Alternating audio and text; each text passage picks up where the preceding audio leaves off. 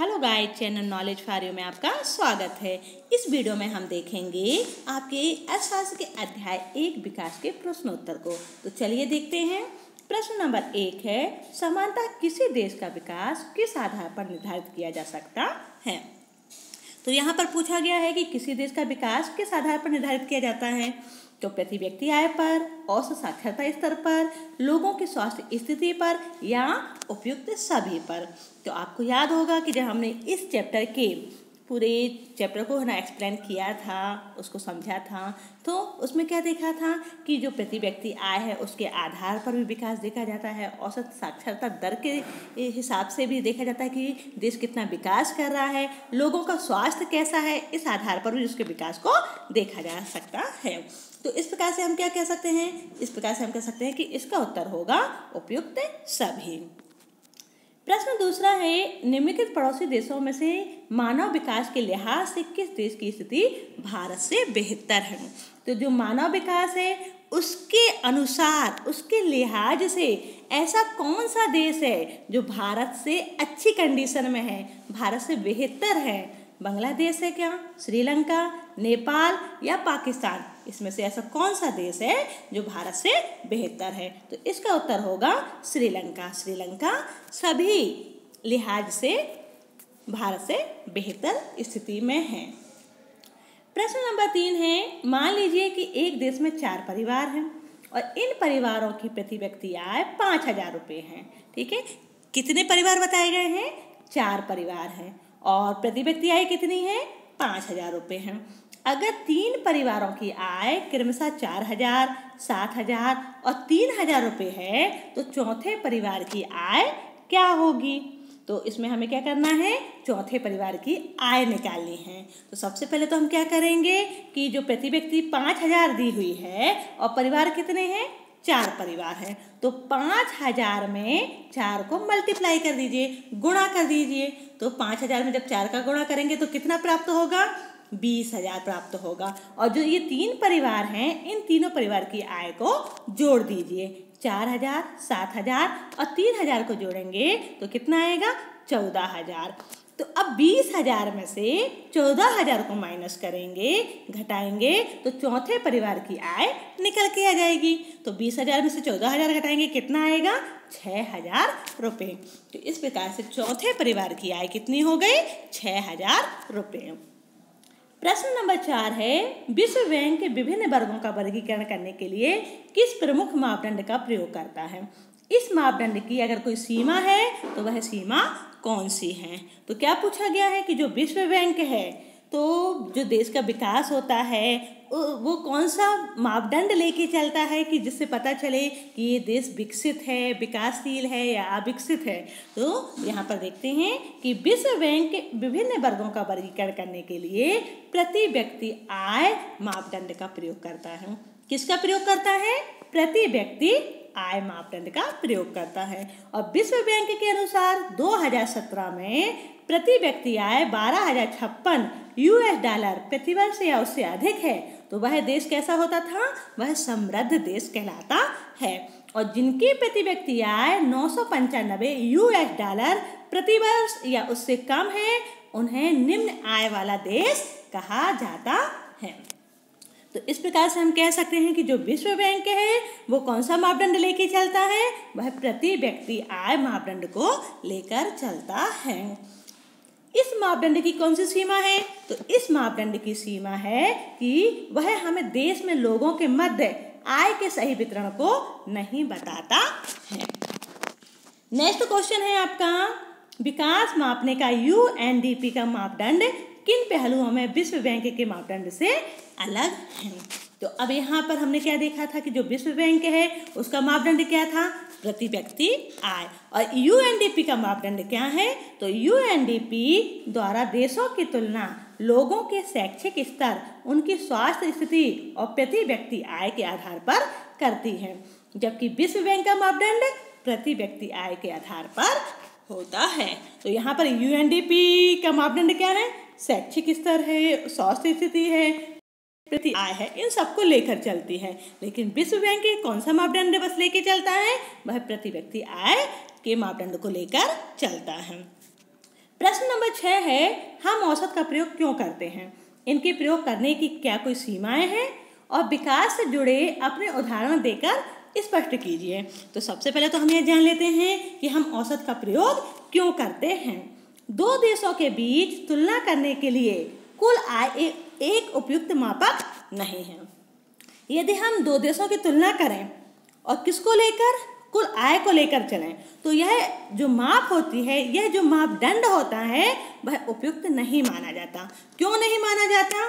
क्योंकि विभिन्न देशों में जनसंख्या भिन्न भिन्न होती है, इसलिए औसत का उपयोग किया जाता है। आपको याद है कि जब हमने चैप्टर को क्लियर किया था तो उसमें भारत की जो जनसंख्या थी और वेटिकन सिटी की जो जनसंख्या थी, दोनों में बहुत ही अंतर है ना। यदि कुल आय को लेके चलेंगे तो वेटिकन सिटी की जो आय होगी वो कैसी होगी? बहुत ही कम होगी। भले व्यक्ति एक एक रुपये क्यों ना कमाता हूँ, और भारत की जो जनसंख्या है इतनी अधिक है कि एक एक रुपये कमाने पर भी उसकी जो कुल आय होगी वो बहुत अधिक हो जाएगी। ठीक, तो इसके उपयोग की सीमा यह है कि यह हमें लोगों के बीच आय के विभाजन को सही रूप से नहीं दर्शाते हैं। उदाहरण समझ लीजिए। तो उदाहरण स्वरूप मान लीजिए कि एक देश में 5 लोग रहते हैं। आप इसके लिए अपनी किताब का तालिका नंबर 1.2 दी होगी, जिसमें 2 देशों की तुलना की गई है। ठीक है, तो उसमें क्या माना गया है कि एक देश में 5 लोग रहते हैं और इनमें से 4 लोगों की आय बहुत कम है, जबकि 5वें व्यक्ति की आय औसत आय से अधिक है। इससे यह प्रदर्शित होता है कि देश में 5 लोगों के बीच आय का असमान वितरण है, और अन्य शब्दों में अगर हम कहें तो एक व्यक्ति अमीर है और अन्य 4 व्यक्ति गरीब हैं। आप अपनी किताब में टेबल में देखिए, तो जो देश आपका खा है उसमें एक नंबर 500 रुपये, दूसरा व्यक्ति 500 रुपये, तीसरा व्यक्ति 500 रुपये और चौथा व्यक्ति 500 रुपये कमा रहा है। ठीक, और जो 5वां व्यक्ति है वह 48,000 रुपये कमा रहा है। ठीक, तो इस तरीके से क्या हो रहा है कि एक व्यक्ति बस अमीर है जो 48,000 कमा रहा है, लेकिन बाकी 4 लोग कैसे हैं? वह गरीबी की श्रेणी में आएंगे। तालिका से स्पष्ट है कि कुछ लोग देश में बी में रहना पसंद करेंगे। कब रहना पसंद करेंगे? जो है 5वें नंबर का कैंडिडेट हो, 5वें नंबर का नागरिक हो, जिसकी आय कितनी है? 48,000।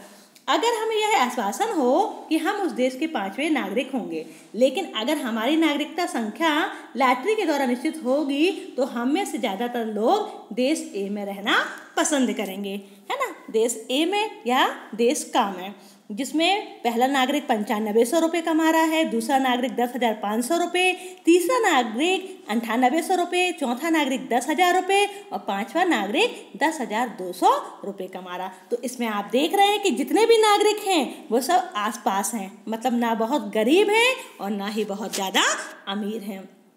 तो देश ए के लोग ना तो बहुत अमीर हैं ना बहुत गरीब, जबकि देश बी के ज़्यादातर नागरिक निर्धन हैं और एक व्यक्ति बहुत अमीर है। इसलिए यद्यपि औसत आय तुलना के लिए उपयोगी है, किंतु इससे यह पता नहीं चलता कि यह आय लोगों में किस प्रकार वितरित है। तो इस तरीके से हम देख सकते हैं। अब प्रश्न नंबर 7 है, प्रति व्यक्ति आय कम होने पर भी केरल का मानव विकास क्रमांक हरियाणा से ऊंचा है, इसलिए प्रति व्यक्ति आय एक उपयोगी मापदंड बिल्कुल नहीं है और राज्यों की तुलना के लिए इसका उपयोग नहीं करना चाहिए। क्या आप सहमत हैं? चर्चा कीजिए। तो आप यहाँ देखेंगे कि जो केरल है ना, तो प्रति व्यक्ति आय की जब बात की जाएगी तो प्रति व्यक्ति आय में हरियाणा की प्रति व्यक्ति आय कैसी थी? उस तालिका में आपने देखा था हरियाणा की प्रति व्यक्ति आय अधिक थी, लेकिन अन्य मापदंडों में केरल हरियाणा से सबसे आगे है। तो ऐसा क्यों? चलिए इसे देख लेते हैं। वर्ष 2016-17 में हरियाणा की प्रति व्यक्ति आय 1,80,174 है और जबकि केरल की कितनी है? 1,63,475 है। तो यहाँ पर हम क्या देख रहे हैं? हरियाणा की प्रति व्यक्ति आय क्या है? अधिक है और केरल की प्रति व्यक्ति आय कैसी है? कम है। अब वर्ष 2011 की जनगणना के अनुसार हरियाणा की साक्षरता दर 82% और केरल की साक्षरता दर 94% है। तो इस प्रकार केरल की साक्षरता दर कैसी है? हरियाणा से अधिक है। वर्ष 2017 में हरियाणा में शिशु मृत्यु दर प्रति 1000 व्यक्ति 30 थी, जबकि केरल में कितनी थी? सिर्फ 10 थी। मतलब जो शिशु मृत्यु दर है, शिशुओं की जो मृत्यु हो रही थी वह केरल में कैसी है? कम है। तो इस आधार पर भी केरल ज़्यादा बेहतर है। 14 तथा 15 वर्ष की आयु के स्कूल जाने वाले कुल बच्चों का उस आयु वर्ग के कुल बच्चों के 7% हरियाणा में 61 था, व केरल में यह अनुपात 83 था। तो इस आधार पर भी कह सकते हैं कि केरल हरियाणा से बेहतर स्थिति में है। तो उपयुक्त विवेचन से स्पष्ट है कि केरल की प्रति व्यक्ति आय कम जरूर है, ठीक है, और कम होने पर उनका मानव विकास हरियाणा से अच्छा है। कम जरूर है लेकिन मानव विकास कैसा है? हरियाणा से ज़्यादा अच्छा है, क्योंकि केरल के पास हरियाणा की तुलना में मानव विकास की सुविधाएं उपलब्ध हैं, इसलिए प्रति व्यक्ति आय एक उपयोगी मापदंड नहीं है। और राज्यों के विकास के संदर्भ में तुलनात्मक अध्ययन के लिए मानव विकास क्रमांक उपयोगी है। तो इस प्रकार हम कह सकते हैं कि जो प्रति व्यक्ति आय है वह एक उपयोगी मापदंड नहीं है। इसके अलावा भी अन्य मापदंड होते हैं, वह भी विकास के लिए अति आवश्यक होते हैं। प्रश्न नंबर 8 है, भारत के लोगों द्वारा ऊर्जा के किन स्रोतों का उपयोग किया जाता है? ज्ञात कीजिए। और अब से 50 वर्ष पश्चात क्या संभावनाएं हो सकती हैं? तो ऊर्जा के परंपरागत साधन जो होते हैं वह कोयला, पेट्रोलियम, परमाणु ऊर्जा, जल शक्ति, ये ऊर्जा के परंपरागत साधन हैं। और ऊर्जा के जो गैर परंपरागत साधन हैं वह है सौर ऊर्जा, भूतापीय ऊर्जा, ज्वारीय ऊर्जा, पवन ऊर्जा, कूड़े कचरे या गोबर या मलमूत्र से तैयार ऊर्जा इस श्रेणी में आती है। और 50 वर्ष के पश्चात निम्नलिखित संभावना हो सकती है: पवन ऊर्जा, सौर ऊर्जा, भूतापीय ऊर्जा, ज्वारीय ऊर्जा, कूड़े से तैयार ऊर्जा का उपयोग, थर्मल न्यूक्लियर ऊर्जा का प्रयोग हम 50 वर्ष के पश्चात ये संभावना हमारे सामने हो सकती है। प्रश्न नंबर 9 है, धारणीयता का विषय विकास के लिए क्यों महत्वपूर्ण है? तो धारणीय विकास का सार तत्व यह है कि विकास प्रक्रिया में जो संसाधन खर्च हो जाएं उनकी पुनः पूर्ति होती रहे। आप जानते हैं कि धारणीयता का मतलब क्या होता है? ऐसा विकास जो सतत हो, लगातार हो, संसाधनों का हम प्रयोग करें पर इस तरीके से प्रयोग हो कि भावी पीढ़ी के लिए भी वह बचे रहें। ठीक, तो धारणीय विकास का सार तत्व यह है कि विकास प्रक्रिया में जो संसाधन खर्च हो जाएं उनकी पुनः पूर्ति होती रहे, ताकि भविष्य में भी वे संसाधन विकास हेतु इसी प्रकार उपलब्ध होते रहें जिस प्रकार की पहले उपलब्ध होते रहे हैं। अब प्रश्न नंबर 10 है, धरती के पास सब लोगों की आवश्यकताओं को पूरा करने के लिए पर्याप्त संसाधन हैं, लेकिन एक भी व्यक्ति के लालच को पूरा करने के लिए पर्याप्त संसाधन नहीं है। यह कथन विकास की चर्चा में कैसे प्रासंगिक है? चर्चा कीजिए। तो यहाँ पर बताया गया है कि जो धरती में लोग रह रहे हैं तो उनकी आवश्यकताओं के लिए तो हमारे पास संसाधन है, लेकिन उनके लालच को पूरा करने के लिए हमारे पास पर्याप्त संसाधन नहीं है। ठीक, तो यह कथन जो है यह बता रहा है कि हमारे पास अपनी आवश्यकताओं को पूरा करने के लिए काफ़ी मात्रा में संसाधन उपलब्ध हैं, किंतु हम अपनी अनंत आवश्यकताओं के कारण संतुष्ट नहीं हैं, क्योंकि एक आवश्यकता पूर्ति होती है तो दूसरी खड़ी हो जाती है, दूसरी के बाद तीसरी। तो हमारी आवश्यकताएं कैसी होती हैं? हमारी आवश्यकताएं असीमित होती हैं, अनंत होती हैं। और साधन कैसे हैं? वह साधन सीमित होते हैं।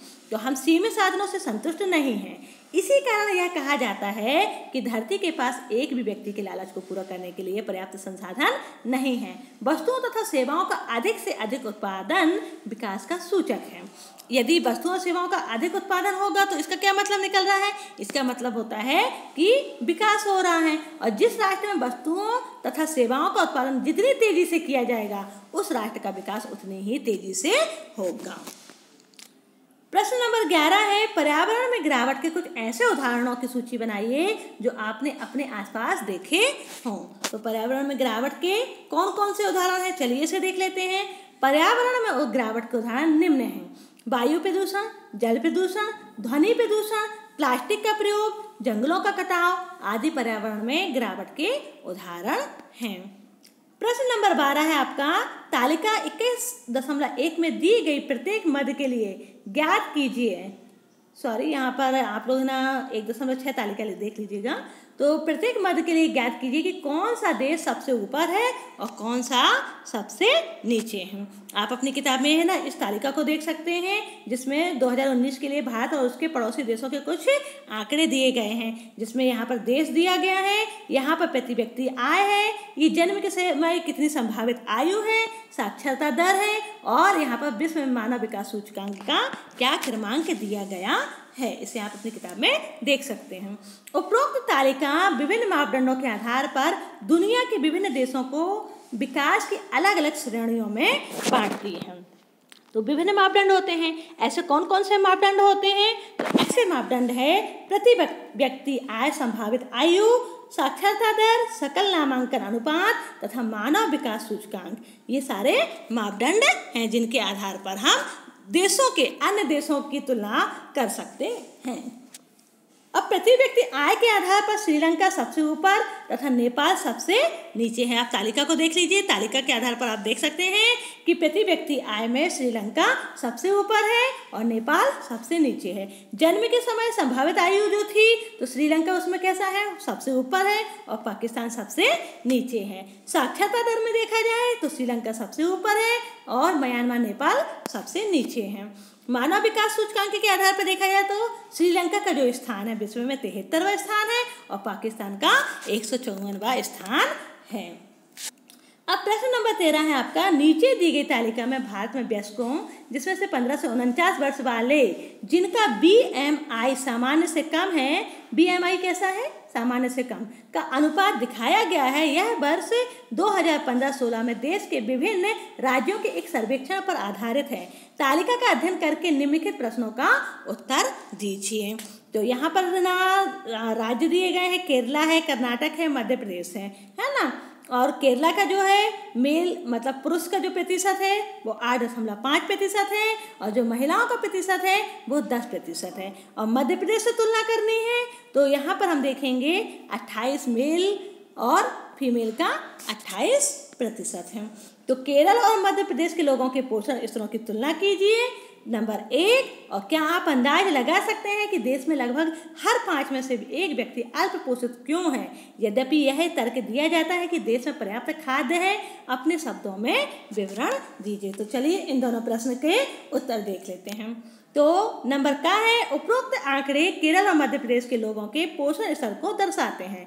इसके अनुसार केरल में 8.5% पुरुष और 10% महिलाएं अल्प पोषित हैं। तो केरल में कैसी हो गई महिलाएं? मध्य प्रदेश की अपेक्षा कम हो गई, जबकि मध्य प्रदेश में 28% पुरुष और 28% महिलाएं अल्प पोषित हैं। इसका अर्थ यह है कि मध्य प्रदेश में अधिक लोग अल्प पोषित हैं। अब नंबर खा में पूछा गया था कि देश में पर्याप्त अनाज होने के बावजूद भी अल्प पोषित क्यों हैं? तो देश में पर्याप्त अनाज होने के बावजूद देश के 40% लोग अल्प पोषित हैं, क्योंकि अभी भी लगभग 40% लोग गरीबी रेखा से नीचे जीवन यापन करते हैं। ये व्यक्ति इतना भी नहीं कमा पाते कि अपने लिए 2 समय का खाना प्राप्त कर सकें। इसलिए देश में अनाज उपलब्ध होने के बावजूद ये उसे खरीद नहीं पाते और अल्प पोषित रहते हैं। तो इस तरीके से हमने देखा कि जो अल्प पोषित हैं वह इसलिए है कि 40% लोग गरीबी रेखा के नीचे जीवन यापन कर रहे हैं। इसी के साथ यह आपका चैप्टर समाप्त होता है।